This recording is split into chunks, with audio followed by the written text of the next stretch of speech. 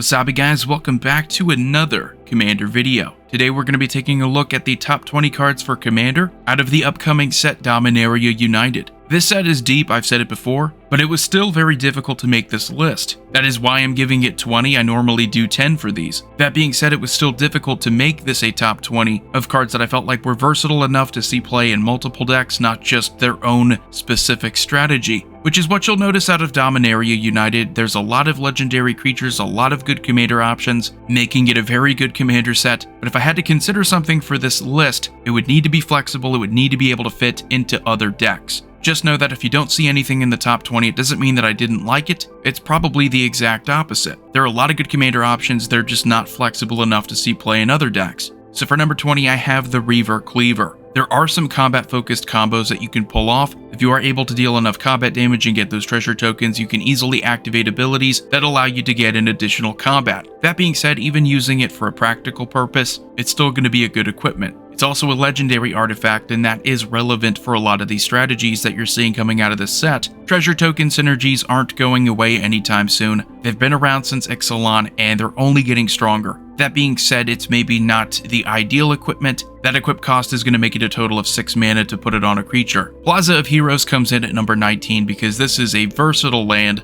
that fits in well with Commander. Even if you don't have a legendary theme, your Commander is likely a legendary creature, so you can activate that last ability to give it hexproof and indestructible until end of turn. I think this is going to be a sleeper card, as a lot of good utility lands tend to be. Number 18, we have Activated Sleeper. Speaking of sleepers, this is perhaps the most appropriately named card in the entire set, because it seems a lot of people are already sleeping on it. You don't typically get the cloning ability in just black. There's usually some tie-in with blue. We of course have colorless options, so it wasn't something that you were super desperate for. But having this ability on flash, you do have to have it copy a creature that was put into a graveyard the same turn. But in aristocrat decks where you're probably going to want to play this, that's not super difficult at all. You can combo with it in the same way that you could combo with cards like Karmic Guide. It's that easy, just have an additional Karmic Guide in your deck. Number 17, we have Maria, Scholar of Antiquity. A legendary creature, a commander option, yes, but also a very good engine. And oh yeah, if you hated the fact that you couldn't play Mox Emerald in Commander, her first ability basically makes any zero-cost artifact a Mox Emerald. So you can throw this into other artifact-focused decks. That's going to be a little bit harder, I admit, in red and green, so you're probably better off just building an artifact-focused deck around her. But I will say that her abilities are very appealing, even if it's just your typical mana production and getting through your deck by doing the Exile the top card of your library trick. Number 16, Joyra, Ageless Innovator. If you like Aether Vial, but you wanted it to be for artifacts, you have this on a commander, and that's really it. Aether Vial was a powerful ability for creatures. It was a specific mana cost, whereas this is a bit more flexible for artifacts. You have another cheap commander option here, but it's also incredibly flexible, even more flexible for artifact decks. You could easily throw her in as one of the 99, which is going to make her a very good addition. Again, that 2 mana is very appealing either way you decide to go. Number 15, we have the Saragon. I stand by what I said in the review of the set. This is a middle tier mythic in Dominaria United. In most other sets, this is going to be a top tier mythic. It's got a lot of what you would want in the average mono white deck. If anything's holding it back, it's that in a lot of angel decks, you're not going to have as many mana value 3 or less permanents. Still great, recovery is always great in Commander, and in white where you don't always have the best access to resources, the next best thing that you can do is recover old ones. Number 14 is Elas Ilkor, Sadistic Pilgrim. It's Suture Priest. It's a legendary black and white Suture Priest. It doesn't have the May condition, so unfortunately if you have to make a deal with an opponent to try to keep them alive, you will not be able to forgive them. It's to me the safest pick on the list so far, because we know what it's going to do. If you play with Suture Priest, you know it's an all-star. Now we get the legendary version of that could be a commander option, or more likely to be one of the 99 in a lot of life gain strategies, and even legendary themed strategies. Number 13, we have the Phasing Azalfir, probably the most unique blue card on the list, and it's really for the 3rd chapter, that's all you care about here. 1 and 2 are okay if you need it, but most people are probably going to skip to the 3rd, because this is really a rare occurrence. A board wipe that actually deals with creatures as opposed to bouncing them back to their owner's hands. They do get 2/2 Phyrexians in exchange, but that's okay. It's very typical of blue whenever they destroy creatures in the past. They will replace them with tokens, so that's not out of the norm, that's not a huge downside. And it's fairly costed too at only 4 mana. I think this makes it probably the best saga At least as far as Commander goes, I think it is. Number 12 is Greensleeves Mark Rosewater Sorcerer. Don't be fooled by the legendary creature here. This is not so much because it could be a good Commander option, I have no doubt about that. But as one of the 99 in so many landfall strategies, this card is going to shine like the rest. Protection from Planeswalkers and from Wizards, do not take that for granted. Whenever you have a lot of these keywords for protection up at the top of cards, people overlook them very easily. That is super relevant, protection from those two types of cards. I mean, for crying out loud, we have a card we're about to talk about that's a wizard that will target and destroy creatures. And there are just tons of utility planeswalkers, you know that. Your opponents play them to deal with problem creatures. They won't be able to deal with Greensleeves. Number 11 is Shanid Sleeper Scourge. Hope I pronounce these names right. I know people get on to me about that. I don't know if it's Shanid, Shanae O'Connor. I'm not good with names, people. This is fundamentally probably the strongest commander option that we've seen so far, because it provides you with an engine, it provides you with power at the same time. And you're going to notice something about the commander options with the commander decks. The secondary ones are arguably better. You're going to have your fun with Dahada and Jared Carthalion, but with the backups you're rewarded for constantly playing spells. Whenever you play a legendary land or cast a legendary spell, you're going to draw a card and lose a life. And oh yeah, you're giving all of your other legendary creatures menace. Maybe not the most interesting legendary synergy in the set, but I think by far this is one of the best, most well-rounded commander options. It could fit in a lot of different strategies, not just the legendary one, but you also have humans and knights, and you're in the perfect colors for both. Number 10 is Ertai Resurrected. I was honestly surprised to see that some people were just flat out going, no, I do not want to play this because it gives an opponent a card to draw. Keep in mind, a lot of people are willing to play the Phasing Azalfir despite the fact that they're giving their opponents a bunch of 2/2s. It's just that some of you get so caught up on letting an opponent draw a card after stopping one of their best plays, which is how you want to play Ertai here. You're not just going to be answering anything, you want to answer the best threats, making the fact that you're giving them a card to draw a lot less painful. I don't like giving anyone a card to draw for free, but there is a trade-off there. If it didn't have the draw a card condition, do you know how annoying this would be? I'm grateful it's not 2 cards, because having something that can counter fricking everything, be that versatile, is totally worth it.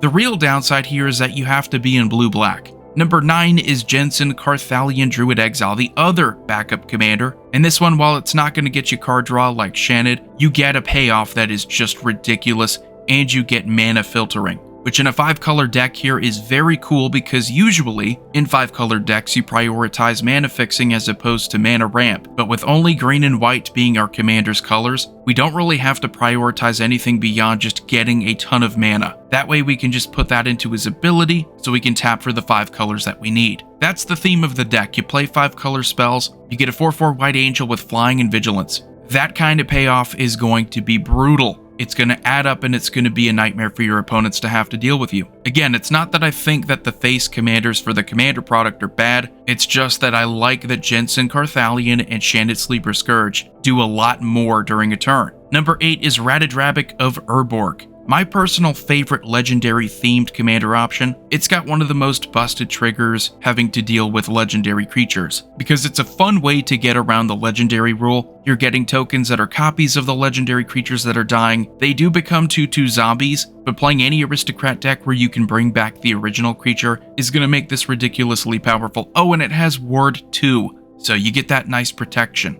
Number 7 is Jodah the Unifier. Every legendary themed commander option that I've shown you so far, they're all gonna play well with Jodah the Unifier. You have the combination of 2 things that we know are already powerful in Commander. You get a coat of arms for your legendary creatures. That's nice, it also includes Jodah in that. And you basically get a cascade for legendary spells. I understand with something like Sisay, you have more precision, you can search up exactly what you want, making it very easy to go off in that kind of deck. But with Jodah, you don't have quite the mana investment that you do with Sisay. There is no condition that says this is once per turn either, which I think probably should have been there, because it's that good, it's that easy to go off. And that's usually the condition that we're used to, right? Whenever something's this powerful, it helps you get to your next cards for free. That usually has some kind of downside that says once per turn. This is ridiculously powerful. While Radadrabic is my go-to choice this time around for legendary themes, Jodah's without a doubt going to be the most powerful.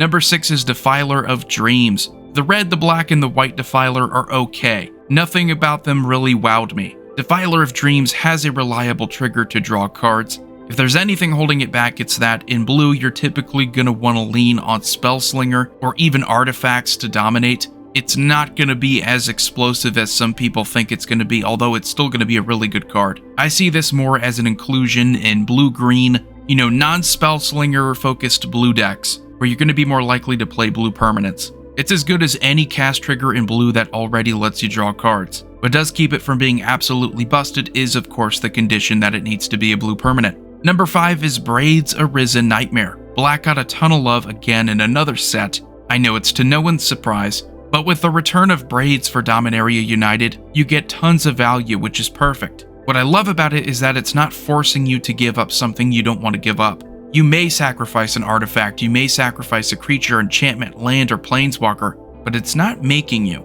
If they don't have what you sacrificed, or if they just don't want to sacrifice the card of the same type, each opponent has to lose 2 life and you get to draw a card. This is going to fit into so many strategies. The fact that she's only 3 mana is very appealing. This is exactly what we look for. Why play anything that wouldn't synergize with aristocrats when you can have something that is directly focusing on sacrificing? It solves a lot of problems over the years where we just have generic good card draw. I like Phyrexian Arena, but I don't want to play it in every single black deck like I used to. Times have changed and synergy is king. You get great card draw and you're punishing your opponents at the same time. I love this card. It is an auto-include in so much stuff. Number 4, we have Aether Channeler. It's another card, it's another more of the same kind of deal. If you like Mana War and a lot of other Mana War spin-offs, Aether Channeler is basically that, combined with a whole lot of other 3-drop blue creatures that are also pretty good. This pick is more about consistency, this pick is more about what you're likely to see in a wide variety of commander decks. Does this mean that I believe Aether Channeler is among the most powerful cards in the set?